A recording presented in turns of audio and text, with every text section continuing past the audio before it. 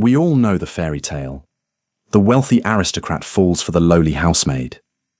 But what happens when the maid is actually a ruthless heiress holding the deeds to the aristocrat's entire future? Beatrix didn't trust the ink on her marriage contract. So she traded her silk gowns for a scrub brush and infiltrated her fiancé's estate. She expected to find a monster or a gold digger. Instead, what she overheard from the shadows of his study changed absolutely everything. The mud of West Yorkshire did not care that Beatrix Linfield was worth £4 million. It clung to the hem of her rough woolen skirt with the same stubbornness it would show a beggar. The rain came down in thin, freezing sheets, slicing through the thin cotton of her borrowed coat. She had left her private carriage 2 miles back at the crossroads, paying the driver a month's wages to forget he had ever driven her there. Beatrix adjusted the strap of her canvas satchel, the leather bit into her shoulder. She was 22, cynical down to her marrow, and supposedly 3 weeks away from marrying Lord Rowan of Ashbourne. Her father's will had been an iron trap. Marry Ashbourne, or forfeit the shipping empire. It was a classic exchange of new money for old blood. The Linfields got a crest on their carriage. The Ashbournes got saved from bankruptcy. Beatrix knew how these men operated. She had spent her life watching impoverished lords circle her fortune like vultures. They smiled, kissed her knuckles, and quietly calculated the value of her pearls. She refused to walk blindly into a cage. If she was to be bound to a stranger, she would see the man without his mask. The service entrance of Ashbourne Manor loomed through the grey mist.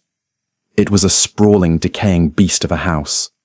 Ivy choked the stonework, and half the chimneys were dark. Beatrix rapped her raw knuckles against the heavy oak door. It opened to reveal a woman with a face like a carved walnut. Mrs. Gable, the housekeeper. "You're the new girl from the village." Mrs. Gable's eyes darted over Beatrix, taking in the soaked clothes and the plain unpinned hair. "You're late." "The road washed out, ma'am." Beatrix lied, her voice pitched low, stripping away the refined vowels of her boarding school education. "Excuses don't scrub floors. Get inside. You'll be in the kitchens for the first week. If you break anything, it comes out of your wages. If you speak to the master, you're sacked." Mrs. Gable thrust a coarse apron into her hands. "Name, Betty," Beatrix said. The lie tasted like ash. The descent into the underbelly of Ashbourne Manor was immediate and brutal. The servants' quarters were a subterranean world of steam shouting and the overpowering stench of boiled onions and lye soap. Beatrix was thrust into the scullery. For 14 hours she did nothing but scrape burnt grease from cast-iron pots. The physical shock was profound. By midnight, her shoulders burned with a lactic fire she had never known existed. The skin on her hands, usually treated with rose oil and almond cream, was cracked and bleeding from the harsh lye. She was given a cot in the attic, shared with 3 other maids, who snored loudly in the freezing draught of a poorly sealed window. Lying in the dark, shivering under a single moth-eaten blanket, Beatrix stared at the ceiling. She could have been in her London townhouse sleeping on feather down. She could have just signed the papers and accepted her fate as a gilded prisoner. No, she thought, pressing her throbbing fingers against her palms. Pain is temporary. Ignorance is fatal. Over the next 3 days, Beatrix learned the rhythm of the house. Ashbourne Manor was drowning. The servants whispered about it over their meagre suppers. The butcher in the village had stopped their credit. The roof in the east wing was caving in. The master was surviving on whiskey and stubbornness. Beatrix kept her head down. She hauled coal until her spine popped. She scrubbed the flagstones until her knees bruised black and yellow. She blended imperfectly a ghost covered in soot and flour. But beneath the dirt, her mind was a steel trap, waiting for her first real glimpse of the man who intended to buy his survival with her life. Beatrix saw him on her 5th day. She had been promoted from the scullery to the ground floor hearths, a dubious honour that meant waking at 4 in the morning to clear the ashes before the family awoke. She was kneeling by the massive fireplace in the main hall, her face smeared with soot, sweeping the dead embers into an iron scuttle. The heavy oak doors to the library swung open, and the silence of the early morning shattered. "I told you, Finch, the southern acreage is not for sale," The voice was rough scraping like sandpaper against wood. Beatrix froze, keeping her head bowed, her eyes fixed on the dirty flagstones. "My lord." Finch, the elderly butler, sounded exhausted. "The creditors! Damn the creditors!" Beatrix chanced a glance through the curtain of her loose hair. Lord Rowan of Ashbourne was not the polished, pomaded fop she had expected. He was tall, gaunt, and carried a physical tension that made him look dangerous. He wore no jacket. His linen shirt was rolled at the sleeves, exposing forearms corded with muscle and smeared with ink. Dark circles bruised the skin under his eyes. He looked less like an aristocrat and more like a cornered bare-knuckle boxer. Rowan paced the hall, running a hand through his dark, dishevelled hair. He stopped near a massive gilded mirror, staring at his reflection with unvarnished disgust. "We are out of time, my lord," Finch said softly. "If the bank forecloses on the tenant farms, 50 families will be out on the road before the first snow." Rowan's jaw clenched. "I won't let that happen. The wedding is in 3 weeks. The Linfield girl's dowry will clear the debts." Beatrix held her breath. Here it was. The gloating. The sneer of the triumphant gold digger. She waited for him to laugh, to call her a necessary nuisance, a cash cow waiting to be milked. Rowan turned away from the mirror, his expression unreadable. "Send the miller boy up to the study. I caught him stealing oats from the stables yesterday." Finch sighed. "Shall I call the constable, my lord?" "No, just send him up." Rowan vanished back into the library. Beatrix resumed her sweeping, her heart hammering a slow, heavy rhythm against her ribs. She was confused. He hadn't gloated. He had changed the subject. Later that afternoon, Beatrix was polishing the banister near the second-floor landing when the miller boy, a scrawny 10-year-old with terrified eyes, was ushered into Rowan's study. Beatrix lingered, her cloth moving in slow, agonizing circles over the same patch of mahogany. She expected to hear shouting, a beating perhaps. The aristocracy rarely tolerated theft from the lower classes. Instead, the door cracked open 15 minutes later. The boy emerged, clutching a small leather pouch. He was crying, but not from pain. Rowan stood in the doorway, looking down at the child. "If your mother needs flour, she comes to the kitchen door and asks Mrs. Gable. You do not steal from the horses. Do you understand me, Thomas?" "Yes, my lord," the boy sniffled. "Go on then, and tell your father I'll give him another month on the rent, but I want the north fence mended by Sunday." Rowan watched the boy run down the stairs. For a brief second his eyes met Beatrix's. She froze, the polishing rag going still in her hand. He didn't see a woman holding £4 million. He saw a soot-stained housemaid. His brow furrowed slightly, a flicker of exhaustion crossing his sharp features. He didn't yell at her for dawdling. He just gave a short, heavy sigh and stepped back into his study, shutting the door. Beatrix stared at the closed wood. Her cynical worldview, sharpened by years of fending off greedy opportunists, hit a sudden jarring snag. The man was drowning in debt, yet he was forgiving rent and giving away coin to a thief. "It's a performance," she told herself, viciously wringing out her rag. "He's a politician playing Lord of the Manor. Don't be a fool, Bee." But as she hauled her heavy bucket back down the servants' stairs, the weight of the water felt entirely different than it had that morning. The puzzle of Rowan was infinitely more complicated than she had bargained for. The opportunity came on a Tuesday, when the sky was a bruised, heavy purple threatening snow. Mrs. Gable thrust a bucket of beeswax and a bundle of rags into Beatrix's bruised hands. "The master is out riding the estate line with his solicitor.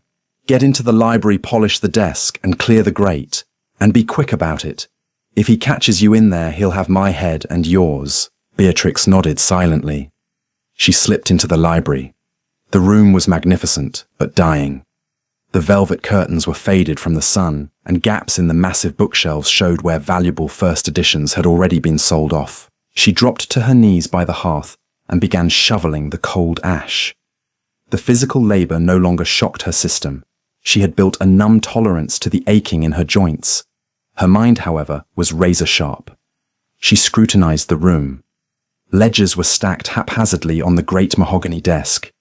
A glass of amber liquid sat half-finished next to a pile of unpaid bills. Suddenly, the heavy thud of boots echoed in the hallway. Voices. Beatrix panicked. She was only half-finished. If she ran for the main doors, she would collide with them. If she stayed, she'd be sacked, and her infiltration would end prematurely. To her left, a narrow door stood ajar, leading into a cramped, dark wood storage closet meant for the hearth logs. Without thinking, Beatrix grabbed her bucket, scrambled backward into the closet, and pulled the door shut, just as the library doors swung open. Through the crack in the hinges, she had a perfect view of the desk. Rowan strode into the room, bringing the smell of cold rain and wet leather with him. He was followed by a shorter, impeccably dressed man holding a leather briefcase, his solicitor Gideon. "You're being utterly ridiculous, Rowan," Gideon said, tossing his briefcase onto a leather armchair. "The contract is ironclad. Old man Linfield signed it before he died. The girl's fortune transfers to the Ashbourne estate the moment the bishop pronounces you man and wife." Rowan didn't answer immediately. He walked to the desk, picked up his glass, and downed the stale whiskey. "I am aware of how a contract works, Gideon." "Then, why the hesitation?" Gideon pressed, stepping closer. "You've secured the greatest prize in England. Beatrix Linfield is a golden goose. With her inheritance, you can pay off the bank, restore the East Wing, rebuild the tenant farms, and still have enough left over to buy a yacht and winter in Monaco." Inside the dark closet, Beatrix felt her blood run cold. She squeezed her eyes shut. There it is, she thought. The truth. The greed. "I'm not wintering in Monaco." Rowan snapped his voice sharp like a cracked whip. "And I am not touching her principal fortune." Beatrix's eyes snapped open. She pressed her face closer to the crack in the door. Gideon laughed, a dry, patronizing sound. "Don't be absurd. What else is the money for?" Rowan slammed his empty glass onto the desk. The sharp crack made both Gideon and Beatrix flinch. "It is her money, Gideon, not mine." Rowan braced his hands on the edge of the desk, leaning his weight over it. The fight seemed to suddenly drain out of him, leaving only a hollow exhaustion. Her father was a manipulative bastard. He bought my title to make his daughter a lady, and he bought me because he knew I was desperate enough to sell myself. "It's a business transaction," Gideon argued. "She gets the prestige, you get the capital. She gets a prison," Rowan corrected bitterly. He pushed off the desk and began to pace. "I've read the reports you pulled on her. She's brilliant. She ran her father's shipping lines for 2 years behind his back. She's independent, fierce, and she belongs in London running her empire." Beatrix's breath caught in her throat. Her chest tightened so fiercely it hurt. He knew about the shipping lines her father had tried to bury. That fact embarrassed that a woman was doing a man's work. "Then let her run them from Ashbourne," Gideon said, exasperated.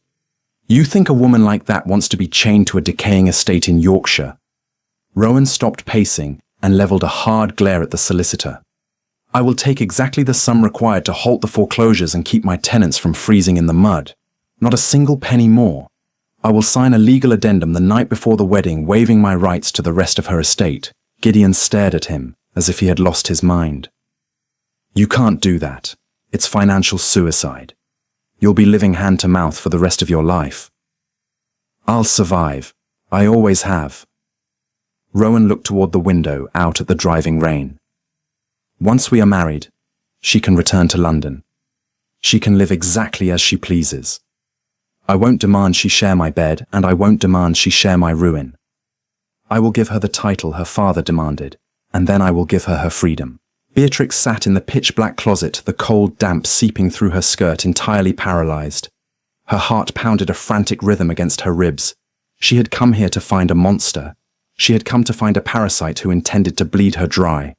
Instead, she had found a man who was willing to live in near poverty to protect the independence of a woman he had never even met. "You're a fool, Rowan," Gideon said softly, shaking his head. "A noble fool, but a fool nonetheless. Draft the addendum, Gideon. Have it ready by Friday." Rowan turned back to the desk, dismissing the solicitor. Gideon sighed, picked up his briefcase, and left the room. The heavy library doors clicked shut. Rowan was left alone. He sank into the leather chair behind his desk, dropping his face into his hands. He looked utterly defeated, a man, holding up the sky with splintering bones. In the shadows of the wood closet, Beatrix pressed her dirty, blistered hand over her mouth to muffle the ragged breath that escaped her. The cynical armor she had worn her entire life had just fractured straight down the middle. Everything she thought she knew was wrong. And for the first time in her life, the great heiress Beatrix Linfield had absolutely no idea what to do next. Beatrix waited in the dark until the library was entirely silent. When she finally pushed the wood closet door open, her joints popped in loud, agonizing succession. She smelled faintly of mold and damp ash. She picked up her bucket and slipped out of the room, moving through the cavernous halls of Ashbourne Manor like a ghost. Her mind, usually a neatly organized filing cabinet of shipping manifests and profit margins, was in complete chaos. Rowan's words echoed in her ears with the persistence of a tolling bell. "I will give her the title her father demanded, and then I will give her her freedom." For 3 years, Beatrix had waged a silent, bloody war against the men of London society. She had battered away their false compliments, dodged their grasping hands, and scrutinized their bank accounts. She had built a fortress of pure distilled cynicism. She believed every human action was entirely transactional. Rowan of Ashbourne had just taken a sledgehammer to her fortress. The next morning, the bell for the servants rang at 4:15. Beatrix dragged herself out of the narrow cot. Her muscles screamed. She pulled on her coarse woolen dress, tying the apron around her waist with stiff, cracked fingers. The kitchen was already a battlefield of steam and shouting. Mrs. Gable was barking orders, her face flushed red from the heat of the massive iron stoves. The atmosphere in the manor had shifted. The countdown had begun. Lord Ashbourne's bride was due to arrive in 2 weeks, and the decaying estate had to present the illusion of grandeur. "Betty," Mrs. Gable snapped, waving a piece of parchment. "Take this list to the village, the grocer, the chandler, and the butcher, and don't let them short you on the mutton. We need a roast for Sunday." Beatrix wiped flour from her forehead and took the list. She glanced at the bottom line. It was a summary of the estate's weekly debt to the village merchants. She frowned. The numbers were wrong. "Ma'am," Beatrix said, her voice raspy from the cold. "The chandler is overcharging you." Mrs. Gable stopped wiping the counter and stared at her. "What did you say?" "The tallow candles." Beatrix pointed a blistered finger at the parchment. "He's charging you 3 shillings a dozen. The market rate in York dropped to 1 6 last month because the rendering plants overproduced. He's padding the bill because he knows the estate buys on credit." The kitchen fell dead silent. A scullery maid dropped a wooden spoon. It clattered loudly against the stone floor. Mrs. Gable squinted at the paper, then at Beatrix. And how would a village girl know the commodity price of tallow? Beatrix's heart skipped a beat. She had slipped. The sharp, authoritative tone of the heiress had bled into the rough accent of the maid. She quickly ducked her head, hunching her shoulders to appear smaller. My uncle," Beatrix lied smoothly, staring at her scuffed boots. "He drove a cart for a chandler in York, complained about the prices every night over supper, said the rendering plants were practically giving the fat away." Mrs. Gable snatched the list back, eyeing Beatrix with deep suspicion. "Is that so?" She looked at the numbers again, her lips moving silently. 3 shillings. The absolute thief. "I'll skin him alive." She pointed a stern finger at Beatrix. "You keep your mouth shut about the master's credit, girl. But, good catch. Take the cart. Tell him 1 6, or we buy our wax from the next town over." "Yes, ma'am." As Beatrix walked out into the freezing courtyard, a strange, fierce heat blossomed in her chest. It was a tiny victory. A few shillings saved. But it was the first time she had used her mind, her real mind, since putting on this wretched apron. She wasn't just a spectator anymore. Rowan was bleeding himself dry to protect her inheritance. He was drowning. Beatrix climbed onto the hard wooden bench of the cart and took the reins. She was Beatrix Linfield. She ran a shipping empire that moved cargo across 3 oceans. She did not let her business partners drown, and whether he knew it or not, Rowan was now her partner. She was going to fix his broken house, and she was going to do it from the shadows. The stress in Ashbourne Manor thickened like a physical fog as November crept in. The roof in the east wing finally gave way during a heavy sleet storm, dumping freezing water onto the antique Persian rugs. Rowan worked alongside the footman for 6 hours in the driving sleet, hauling tarpaulins and nailing rotting timber. When he finally came inside, he was soaked to the bone, shivering violently, his hands bleeding from splintered wood. Beatrix was in the hallway carrying an armful of fresh linens. She watched him strip off his ruined coat and hand it to Finch. The lord of the manor looked like a ghost. His cheekbones were sharp enough to cut glass, and the dark exhaustion under his eyes had settled into permanent bruises. "Send a message to the slate quarry," Rowan told Finch, his voice hoarse. "Tell them I need tiles by Tuesday." "My lord," Finch said gently, "the quarry will not deliver without payment upon receipt, and the accounts." "I will find the money," Rowan snapped. It was the first time Beatrix had heard him raise his voice at the old butler. The frustration was raw and desperate. Rowan immediately closed his eyes, rubbing his temples. "I'm sorry, Finch. Just send the message. I will ride to the bank tomorrow." Finch bowed his head. "Very good, my lord." Beatrix gripped the linens tightly against her chest. She knew what a ride to the bank meant. He was going to sell something else. The silver. A painting. A piece of his family's history, just to keep the roof from collapsing before his golden goose arrived. She couldn't let him do it. That night after the manor fell asleep, Beatrix did not go up to the freezing attic. Instead, she crept down the main staircase, holding a single shielded candle. She slipped into the library. The fire had died to glowing embers. Rowan's heavy mahogany desk was cluttered with papers. Beatrix set her candle down and went straight to the heavy leather-bound ledger sitting dead center on the blotter. She opened it. The handwriting was sharp, aggressive, and perfectly legible. Rowan's hand. She ran her finger down the columns of numbers. It was worse than she thought. He was hemorrhaging money. The tenant farms were producing half their usual yield due to bad soil management. The loans from the London banks carried exorbitant predatory interest rates. He was trapped in a cycle of debt designed to strip him of his land. Beatrix's eyes narrowed. The banks were playing him for a fool. They knew he was a gentleman raised to understand honor, not compound interest. She pulled a blank sheet of parchment toward her, dipped a quill in the inkwell, and began to write. She didn't write as a maid. She wrote as the ruthless daughter of a dockyard tycoon. She broke down the interest rates. She noted the legal loopholes in the Agricultural Tenancies Act of 1883 that his solicitor had somehow missed. She mapped out exactly how to restructure the debt to freeze the interest. She left the parchment unsigned, folded it neatly, and tucked it into the ledger at the exact page of his current banking debts. She was turning to leave when the floorboard behind her groaned. "What are you doing?" Beatrix froze. The voice was low, rough with sleep, and entirely lethal. She turned slowly.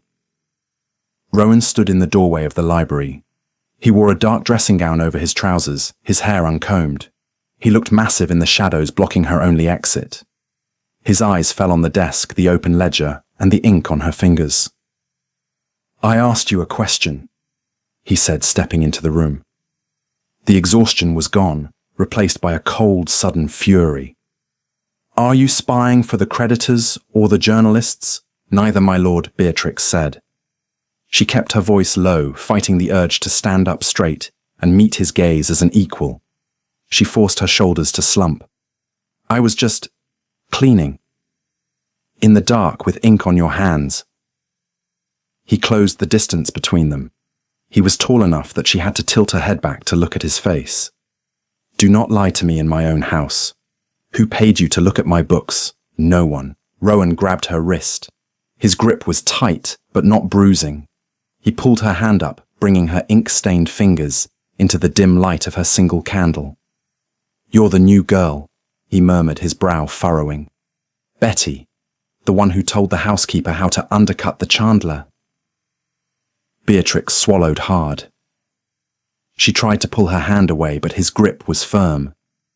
The calluses on his palm scraped against her own ruined, blistered skin. "I just wanted to look at the numbers, sir," she said, letting a tremor of genuine fear slip into her voice. "I like numbers." He stared down at her. His eyes, usually clouded with worry, were piercing.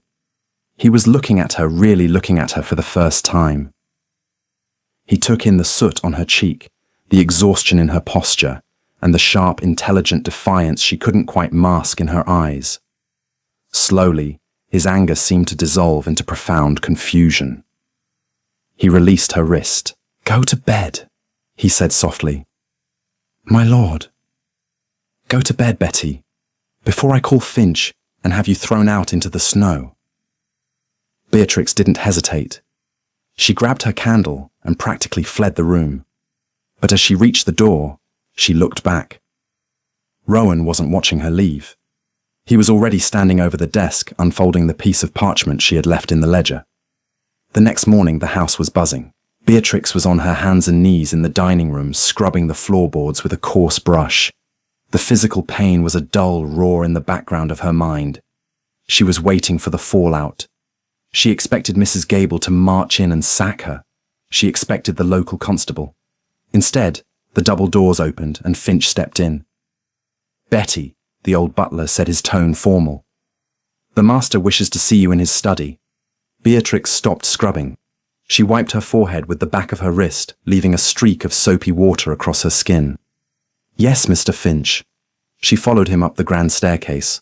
The walk felt like a march to the gallows. She had pushed too far. She had overplayed her hand. Finch opened the door to the study and stepped aside. Beatrix walked in. Rowan was sitting behind his desk. He was freshly shaved, dressed in a sharp charcoal suit that looked 5 years out of date, but fit his broad shoulders perfectly. The scrap of parchment she had written on was sitting on the desk between them. "Shut the door," he said. Beatrix closed the door until it clicked. She stood perfectly still, her hands clasped tightly in front of her coarse apron. Rowan picked up the parchment. He looked at it, then looked at her. "My solicitor arrived an hour ago," Rowan said, his voice dangerously calm. "I showed him this paper. He told me it was the most aggressive, legally sound restructuring strategy he had ever seen. He asked me which London banking firm I had hired to draft it." Beatrix stared at the floor. "I don't know what you mean, my lord." "Stop it," Rowan commanded. It wasn't a yell. It was a low, hard order that demanded obedience. He leaned forward, resting his elbows on the desk. "You wrote this. You broke down the Agricultural Tenancies Act. You identified 2 illegal compound interest clauses the bank has been holding over me for 3 years. He stood up and walked around the desk, stopping a few feet in front of her. "Who are you?" he asked. "And do not tell me you are a village girl whose uncle drove a cart. Village girls do not understand the predatory lending practices of the Royal Bank." Beatrix looked up. She met his gaze. The air in the room felt impossibly thin. She was cornered. She had to lie, but she had to weave a lie close enough to the truth to satisfy a man who was clearly not a fool. "I worked in a counting house in London," she said, her accent shifting slightly, dropping the harsh Yorkshire vowels for a more neutral working-class cadence. "For a shipping merchant. I was a clerk. I copied ledgers. I listened." Rowan studied her face. He was searching for the lie. "Why are you here scrubbing floors in Yorkshire?" "I fell on hard times," she said softly. That much was true. Her father's death had been the hardest time of her life. "The firm changed hands. They let the women go. I needed a roof and a wage. Ashbourne was hiring." Rowan exhaled slowly, rubbing the back of his neck. The tension in his shoulders eased a fraction. He believed the lie, or at least he accepted it as a plausible reality. "A clerk," he murmured, looking back at the parchment. "You have a finer financial mind than men I pay £200 a year." "Thank you, my lord." Rowan leaned against the edge of his desk, crossing his arms. He looked at her, not with the aristocratic disdain she had anticipated, but with weary curiosity. The barrier of class, usually an iron wall in these grand houses, seemed to thin into a pane of glass. "Why did you leave it for me?" he asked. "You risked your position. If I were a different kind of man, I would have had you arrested for trespassing in my private papers." Beatrix hesitated. She looked at his hands scarred and bruised from fixing his own roof. She looked at the shadows under his eyes. "Because," she said quietly, "I do not like seeing people cheated. The bank is bleeding you dry, sir, and you do not deserve to lose your home to a trick of compound interest." Rowan's expression tightened. A profound, bitter sadness washed over his features. He turned his head, looking out the window toward the rolling grey hills of the estate. "It hardly matters now," he said, his voice dropping to a harsh whisper. "The debt will be cleared in 10 days. The wedding will take care of the bank." Beatrix felt a cold knot pull tight in her stomach. The Linfield heiress. Yes. Rowan spoke the name like a curse. He pushed off the desk and walked to the window. A spoiled London socialite buying a crumbling castle. She will arrive next week expecting a fairy tale. And I will give her the title take enough to fix the roof and try to avoid her for the rest of my natural life. Beatrix stood frozen. She was listening to him outline his absolute dread of her. It was a bizarre, agonizing form of torture. "Perhaps," Beatrix said, her voice trembling slightly, "she is not as bad as you think. Perhaps she understands business. Perhaps she could help." Rowan let out a dry, humorless laugh. He looked back at her over his shoulder. "Help," he echoed. "She is a captive Betty, kept in a gilded cage by a tyrannical father who treated her like livestock to be traded. And I am the butcher who bought the contract." He turned back to the window, his shoulders heavy. "She will hate me, and she will be entirely justified." He waved a hand dismissively, the conversation suddenly draining him. "You may go, Betty, and thank you. For the numbers. You saved me a few £100. I will see to it Mrs. Gable gives you an extra shilling in your wages this week." Beatrix curtsied stiffly. "Thank you, my lord." She turned and walked out of the study. As she pulled the door shut behind her, she leaned back against the heavy oak, closing her eyes. Her chest physically ached. He didn't view her as a prize. He viewed her as a victim. He hated himself for what he was doing to her. Beatrix Linfield, the cynical, untouchable heiress of London, realized with terrifying clarity that she was dangerously close to falling in love with the man she had come to destroy. The charade could not last. With 5 days remaining until the wedding, the estate was in a state of frantic, terrified preparation. The silver was polished until it thinned. The threadbare carpets were meticulously beaten. But underneath the frantic scrubbing, a sense of doom permeated the servants' hall. They were preparing a slaughterhouse for a prize lamb. Beatrix knew her window was closing. She had to become the heiress again. She had to return to London, step into her gilded carriage and ride back down this same miserable, muddy road as Beatrix Linfield. But leaving Betty behind felt like tearing off a layer of her own skin. It was near midnight on a Thursday when she finally packed her canvas satchel. Her hands, once soft and manicured, were now unrecognizable. The knuckles were thick and scarred, the nails chipped down to the quick, the skin permanently stained with lye and soot.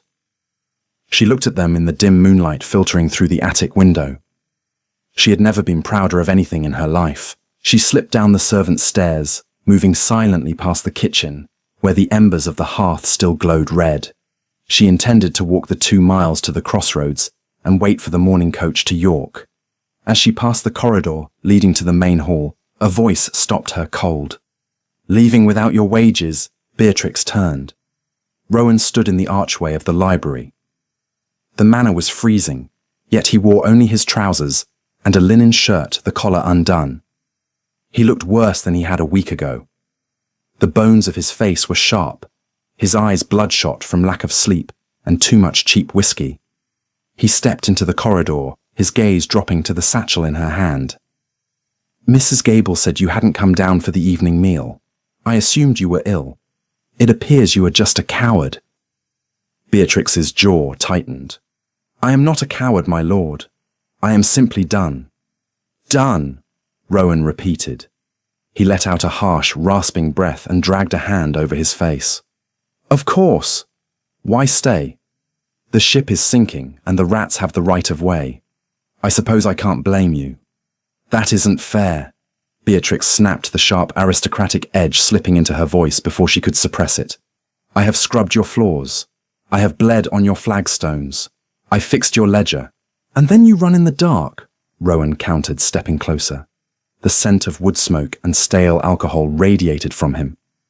You are the smartest person in this god-forsaken house, Betty.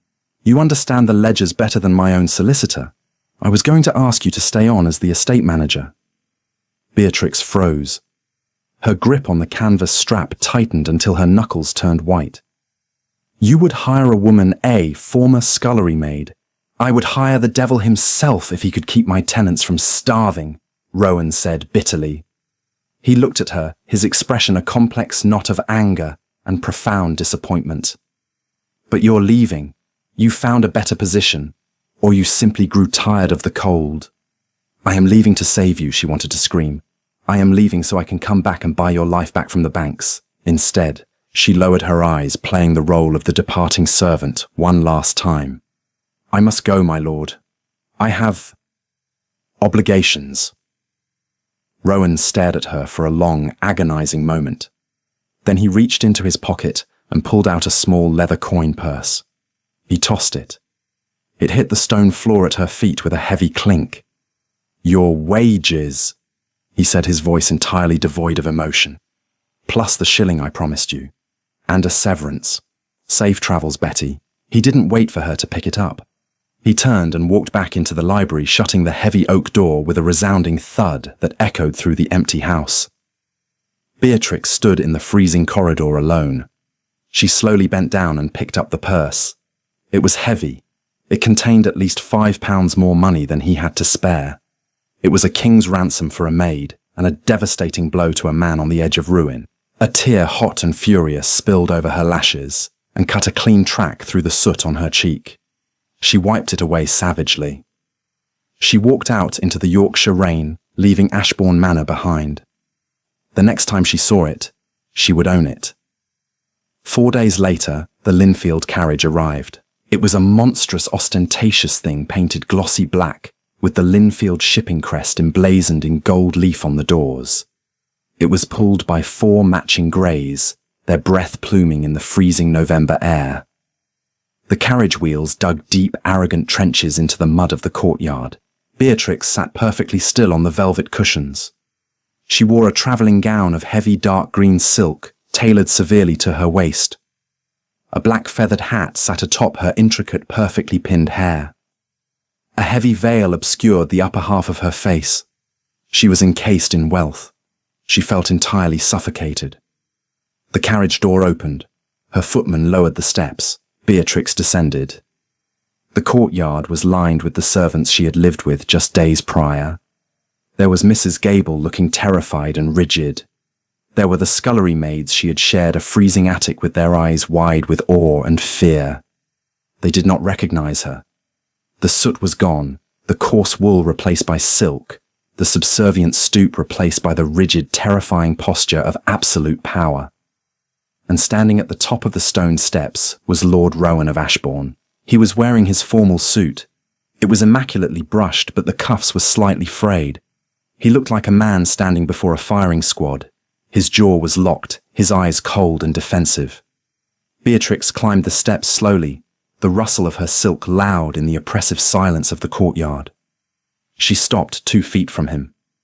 "Lord Ashbourne," she said. She used her real voice, the clipped, icy, commanding tone of London's most ruthless heiress. Rowan bowed stiffly. "Miss Linfield, welcome to Ashbourne." He didn't look at her face. He looked at the space just past her shoulder. He offered his arm. She took it. His muscles were rigid beneath the wool of his sleeve. The friction of his touch sent a violent electric jolt through her chest, but she kept her expression completely blank. He escorted her through the main hall. He did not offer a tour. He did not offer false pleasantries. "My housekeeper has prepared the master suite in the West Wing for you," Rowan said, his voice flat. I apologize for the damp. We had a roof collapse last week.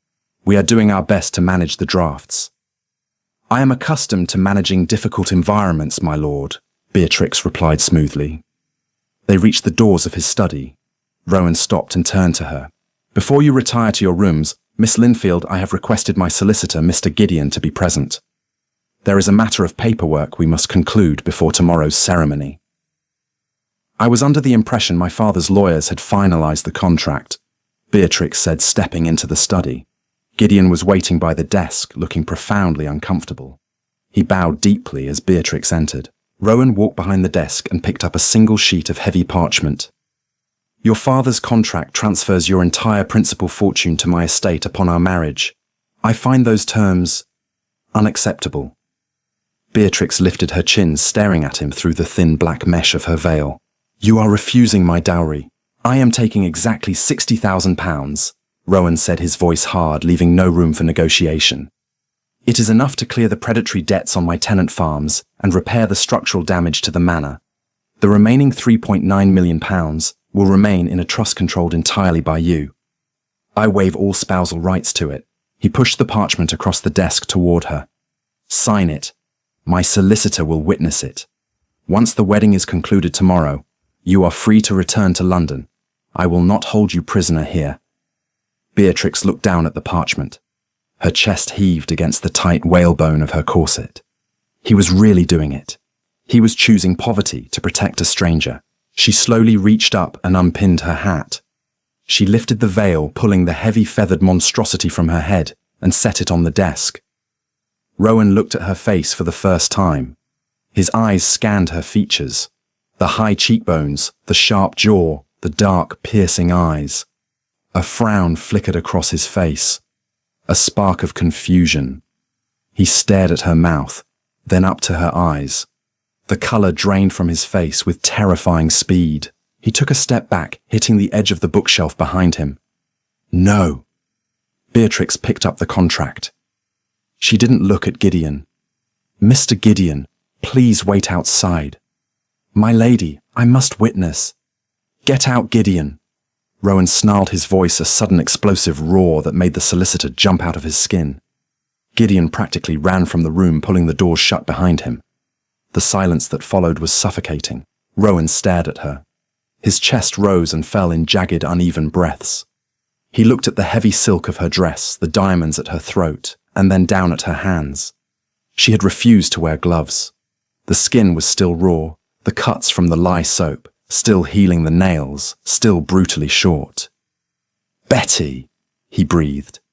It sounded like a curse. Beatrix, she corrected softly. The betrayal that washed over his face was agonizing to witness. The cold armor he wore shattered, leaving behind pure, unadulterated fury.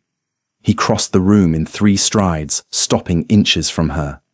You played me, he said, his voice vibrating with rage. You came into my house, you ate my food. You slept in the dirt. Why, to spy on me, to see how the pathetic bankrupt lord lived before you bought him. I came to see if you were a monster. Beatrix fired back, refusing to back down. She tilted her head up, meeting his furious glare. My father sold me to a man I had never met. I have spent my life watching men lie to my face to get to my bank accounts. I wanted to see who you were when you didn't know the money was watching. And what did you find, Miss Linfield? Rowan mocked, stepping closer, his presence overwhelmingly dominant. A fool. A man so desperate he was taking financial advice from a scullery maid. I found a man who was forgiving rent to a 10-year-old thief. Beatrix, said, her voice rising, the polished facade cracking. I found a man who was freezing to death to fix his own roof. I found a man who was willing to bankrupt himself to protect the independence of a woman he thought he hated. Rowan stopped. His jaw clenched so tight, the muscle fluttered violently.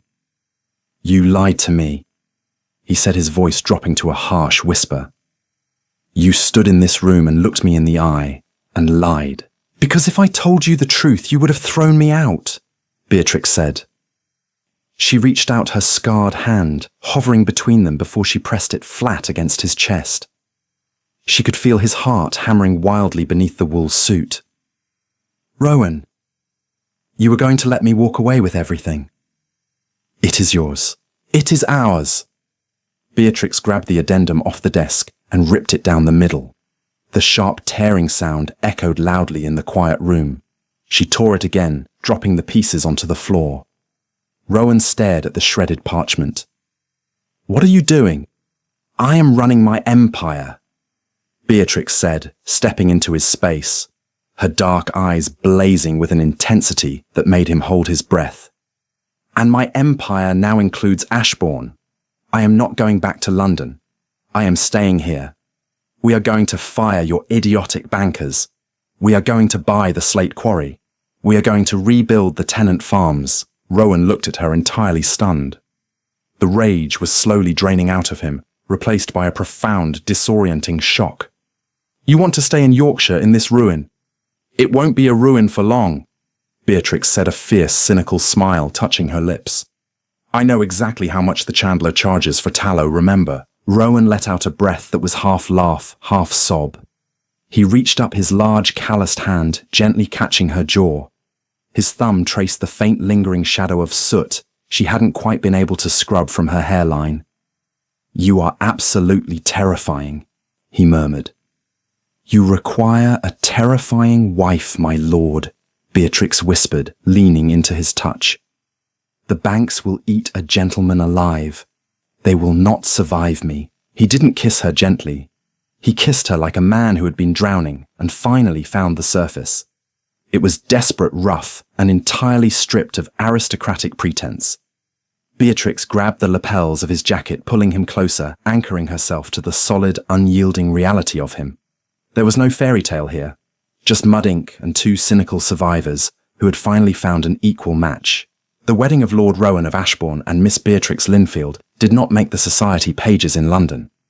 There were no bishops draped in gold, no dukes offering false congratulations, and no reporters to document the merging of two massive fortunes. It took place on a bitter, sleet-choked Tuesday in the village parish. The church smelled intensely of damp wool beeswax and age. The plaster on the north wall was peeling in large grey flakes. The pews were packed not with aristocrats, but with 50 tenant farmers who had been given the day off and a free pint at the tavern to celebrate. They sat shoulder to shoulder, shivering in their heavy coats, whispering in harsh, clipped tones about the terrifying London heiress standing at the altar. Beatrix did not wear white. White was for virgins, martyrs, and fools. She wore her dark green travelling silk, severely tailored and utterly devoid of lace. Rowan stood beside her in a dark wool suit. He looked exhausted, but the defensive, cornered animal tension that had defined his posture for months was entirely gone. When the vicar asked for the rings, Rowan took her hand. He didn't handle her like a porcelain doll. His grip was firm grounding. His thumb dragged slowly across her knuckles, feeling the rough healing scabs from her days with the lye soap. He looked down at her hands, then up into her eyes. There was no fairy tale promise in his gaze. There was only a silent, ironclad vow of mutual survival. With this ring, I thee wed, Rowan said, his rough voice carrying easily over the sound of the sleet battering the stained glass windows. With my body, I thee worship, and with all my worldly goods, I thee endow. Beatrix felt a sharp, cynical prick of amusement at the last line.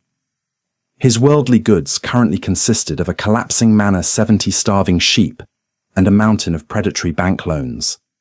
But as he slid the plain gold band onto her finger, the amusement vanished, replaced by a heavy, profound settling in her chest. She had secured the perimeter. The estate was hers. He was hers. The recovery of Ashbourne Manor was a brutal, unglamorous war of attrition. Money alone could not undo 3 generations of arrogant neglect. Winter hit Yorkshire with a vengeance, burying the estate in 2 feet of snow and freezing the pipes. Beatrix did not retreat to London, though her board of directors sent frantic telegrams begging her to return. Instead, she brought London to the mud. By January, the Grand Library had been completely gutted of its romantic decay.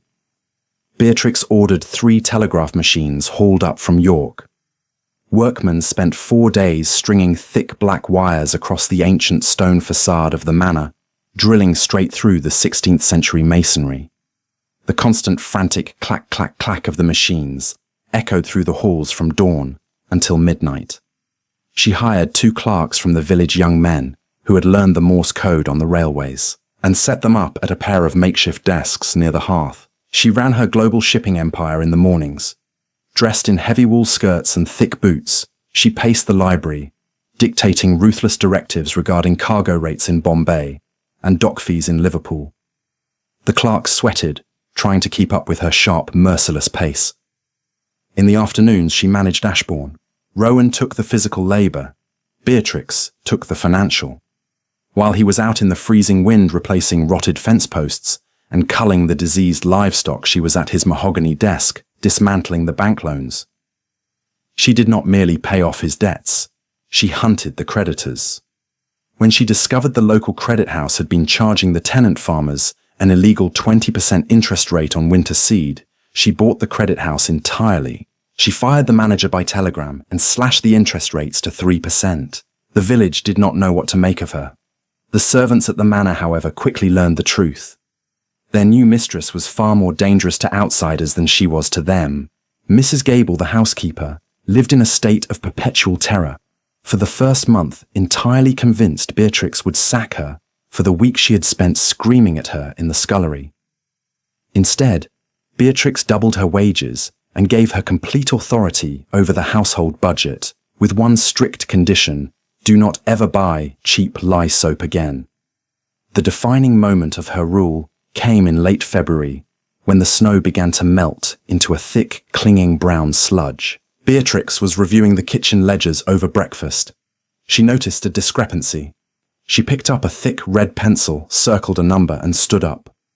Without bothering to call for the carriage, she walked the 2 miles down to the village. The mud sucked at her leather boots, splashing her hem, but she didn't slow her pace. She pushed open the door to the village butcher shop. The bell clattered aggressively. The air inside was thick with the copper smell of blood and wet sawdust. Mr. Hobbs, a massive red-faced man with a stained apron, looked up from his chopping block. His smile faltered when he saw the Lady of Ashbourne standing in his doorway, holding a piece of parchment. "My lady!" Hobbs stammered, wiping his hands on a rag. "An honour. Mrs. Gable usually sends one of the girls." "Mrs. Gable is busy," Beatrix said. Her voice was perfectly level, devoid of any anger, which made it infinitely more terrifying. She walked up to the counter and laid the parchment down next to a severed pig's head. "Mr. Hobbs, you charged my kitchen 2 shillings a pound for salt pork this week." Hobbs swallowed hard, his eyes darting to the door. "Winter prices, my lady. The salt tax went up and the roads are bad." "The salt tax in Yorkshire was repealed in January." Beatrix interrupted smoothly. "And I know exactly what it costs to transport preserved meat, because my ships move 6,000 tons of it out of London every month. The wholesale cost is 8 pence a pound. You are charging an extortionate premium because you think an aristocratic estate won't check the receipts. Now see here, my lady, I have a family to feed." "I am not interested in your family," Beatrix said, her dark eyes pinning him to the spot.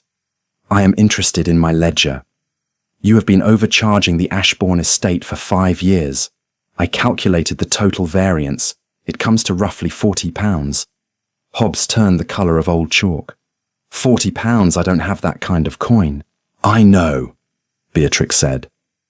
She tapped a gloved finger against the wood counter. "So, here are your options, Mr. Hobbs. You will supply the manor with meat at wholesale cost for the next 2 years to work off the debt. Or I will buy the empty lot directly across the street, build a new butcher shop, import my own meat from London at a loss, and price you out of business in 3 weeks. Which will it be?" Hobbs stared at her, utterly defeated by the sheer unblinking mechanics of her threat. "At cost, my lady." "Excellent." Beatrix picked up her parchment. "Have 2 roasts delivered to the kitchen by 4 o'clock. Good day, Mr. Hobbs." When she walked back into the manor an hour later, her boots caked in mud, Rowan was standing in the main hall. He was holding a cup of tea, watching her with a mixture of profound shock and deep, abiding amusement. "Did you really threaten to bankrupt the butcher?" he asked, as she handed her wet coat to a stunned footman. "I restructured his pricing model." Beatrix corrected, walking past him toward the library. And we are having beef for dinner. Rowan laughed, a rich, genuine sound that bounced off the high stone ceilings. It was a sound that had been entirely absent from Ashbourne for a decade. He followed her into the study, watching as she immediately sat down at the desk and pulled a fresh stack of shipping manifests toward her. By late April, the estate had stabilized. The massive slate roof on the east wing was finished, putting an end to the drafty, freezing nights. The fields were ploughed, sown with high-yield seed Beatrix had imported from France. The crushing weight of the bank debt was gone. It was near midnight on a Thursday. The telegraph machines were finally silent. The fire was roaring in the massive stone hearth, casting a warm, flickering glow over the room. Beatrix was sitting behind the desk, her sleeves rolled up to her elbows. Her fingers were heavily stained with black ink. She was rubbing her temples, staring at a complex column of numbers regarding a delayed shipment in the West Indies. The library doors opened softly. Rowan walked in. He wore no jacket, just his trousers and a worn linen shirt. The harsh, skeletal angles of his face had softened over the months, filled out by decent meals and the absence of crushing stress. He looked solid. He looked like a man who actually owned the ground he stood on. He walked up behind her chair and leaned over, resting his chin heavily on the top of her head. He smelled of rain, fresh earth, and clean wool. "The north stone wall is finished," he said quietly, wrapping his large arms around her shoulders and crossing his wrists over her chest. Beatrix leaned back against him, letting her eyes close. The tension in her spine dissolved instantly. She dropped her quill. "Good. If I have to pay compensation for one more wandering sheep trampling the vicar's garden, I am turning the entire flock into rugs." Rowan chuckled, the vibration rumbling deep against her back. "You've balanced the quarterly accounts." "We are in the black," Beatrix said, a tired but triumphant smirk touching her lips. "I received the final confirmation from London an hour ago. The local credit house is profitable under the new rates. The estate is officially solvent." Rowan turned his head, pressing a long, warm kiss into her hair.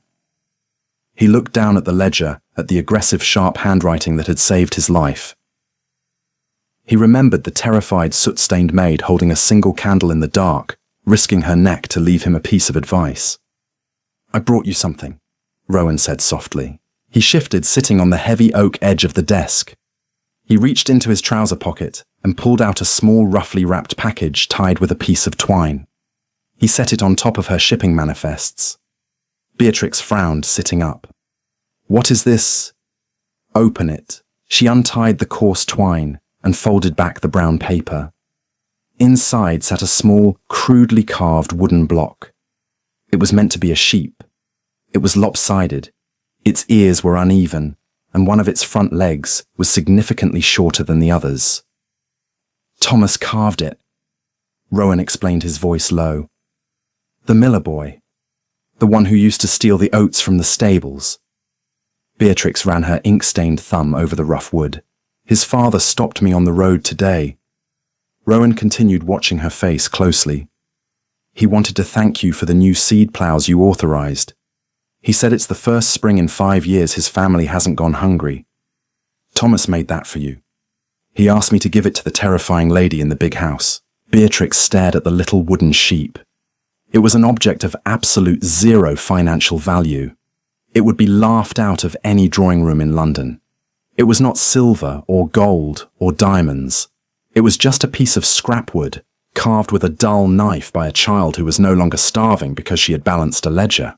The cynical, impenetrable armour of Beatrix Linfield, the armour that had survived the cutthroat docks of London, the grasping claws of high society, and the freezing lye-soaked floors of the scullery, finally and completely broke open.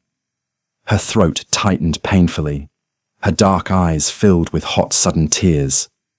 They spilled over her lashes, dropping silently onto the brown paper. Rowan reached out gently. He cupped her jaw with his calloused hand, his thumb catching a tear before it could fall. "It seems you are a terrible housemaid, Betty," he murmured, a soft, teasing smile curving his lips. "But you are an exceptional Lady Ashbourne." Beatrix let out a watery, genuine laugh. She grabbed the lapels of his shirt and pulled him down. He met her halfway, kissing her deeply, fiercely anchoring her to the present moment. They had not built a fairy tale. Fairy tales were fragile, foolish things made of glass magic and willful ignorance. They had built something real, something forged in cold ash, bound by ink, and cemented in the unforgiving Yorkshire mud. And as Beatrix held the wooden sheep in one hand and her husband in the other, she knew it was completely, undeniably unbreakable. Beatrix and Rowan proved that true partnership isn't found in a gilded cage, but in the trenches of reality, fighting side by side. If you loved this deep dive into historical drama power dynamics and the friction of a real grounded romance, don't keep it to yourself. Hit that like button to support the channel.